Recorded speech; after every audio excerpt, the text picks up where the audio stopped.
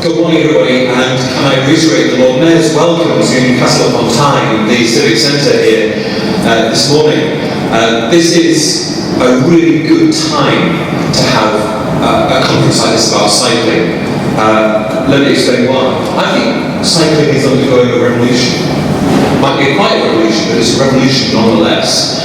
We've seen in Newcastle an increase in the number of people cycling over the last 3 years by some 30%. And I think that reflects a new approach to the way that people want to travel to and from work and how they want to spend their leisure time. And for those of you who know the city well, you'll understand what I mean when I say this. But for those of you who don't, let me try and explain it in a way that brings this to life. Many areas of Newcastle were built around the time of the Industrial Revolution and the massive economic expansion of the city in the Victorian period. They were built when the factory or the shipyard or the place of work was literally at the end of somebody's street. And so what we have are a lot of our residential areas haven't changed drastically in the last 150 years. The Industrial Revolution left a very deep footprint on our city. And in the post-war period, much of our infrastructure and virtually all of the investment that happened since the Second World War was designed around the use of cars. Cars in the 1950s and 60s were seen as the future. And in fact, it was Margaret Thatcher, as Prime Minister, who said, "Show me a man who is using a bus at the age of 26 and I'll show you a failure." That was a sense that people who use public transport were in some way a bit odd or a bit unambitious. And yet, I think, when I talk about revolution, I think we're starting to see that come full circle. The challenge for us, of course, is that, as I said, much of our physical infrastructure in Newcastle is designed around either an old-fashioned model of how our economy worked, or the post-industrial period where most of our planning reflected the predominance of motor vehicles and motor traffic. So this is, I think, why cycling is seen as a radical new thing. It's because it challenges a lot of our orthodoxy. It challenges a lot of our assumptions about how we should be organised and how we should go about our business. And this is absolutely the right time to be radical, and absolutely the right time to challenge those orthodoxies, because what we've seen over the last 5 years or so, really, is the crumbling of the old orthodoxy around the economy. It is just very obvious that the old economic patterns are no longer fit for purpose. The limits of what they can achieve and the limits of their opportunity have been reached and surpassed. So our challenge is to reshape Newcastle's economy as well as the physical infrastructure of our city, to make sure that we have a sustainable economy, to make sure we have a fair economy where everybody is seen to be able to benefit from it, and an economy, a political economy which respects people and the environment. So cycling isn't just a physical activity. Cycling is integral to how we're seeking to transform this city for the future. And that's why it's really interesting to hear from colleagues in the Netherlands about how they've done that, because the sense that I have is that the Netherlands is a country which has a greater sense of how the economy can be sustainable, how the economy can be fairer, and how it can have greater respect for people and the environment. So we're seeking to transform our city, and cycling can be absolutely integral to our vision of that.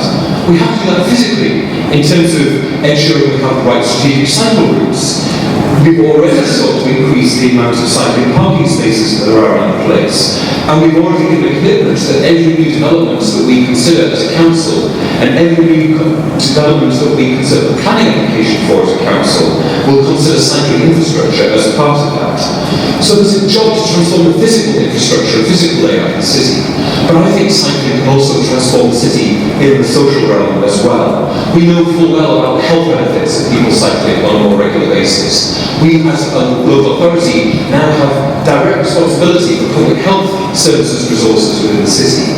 And if we can encourage more people to cycle, that will only have positive benefits for people's health and well-being. But there's also, I think, a social prize around greater connectivity that cycling can bring. Because, to be frank, car drivers are pretty insulated from the world around them. It's very easy when you're in a car to be insulated and cut off and see the people around you, not see the people around you, but to see the objects around you. And I think it's therefore less likely that car drivers recognise the humanity of fellow travellers and people in the shared spaces there. So, cycling can be one of the ways in which we change the way that people see their physical environment and the social context that they're operating within. It can be a way of reconnecting people to the environment, to their surroundings, but also to each other. And we'll know we've succeeded when in the UK, in Newcastle, we're able to start a conversation about cycling in the same way as we start most conversations at home about either football or the weather.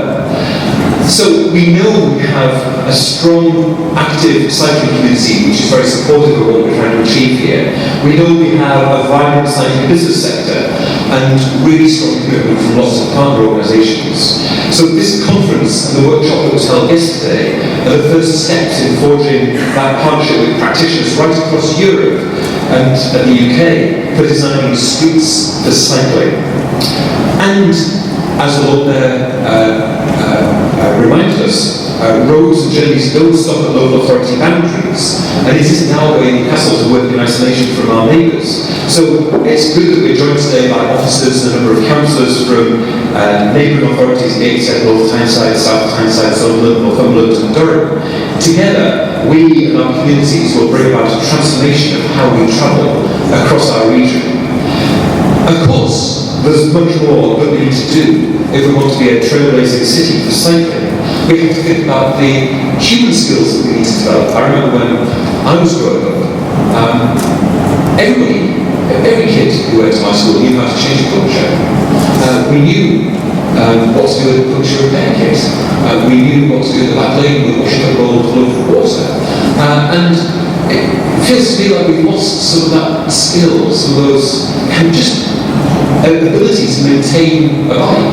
So it's not just about making sure that we have the right infrastructure in place. It's not just about making sure that bikes are affordable for people. It's about making sure that people know how to maintain them. And I bet that the majority of bikes in this city are probably shut away in garages and sheds in backyards and only brought out 2 or 3 times a year. So we've got a great asset there that we should be able to draw on for the future. So in doing all of this conference should act as a magnet for bringing together the different strands of activity that we need in order to really make a real change in cycling in our city. But the most important thing of all is to recognise and to celebrate the fact that we have the desire, the commitment, and now the resources to succeed in transforming cycling for Newcastle for generations to come. Thank you.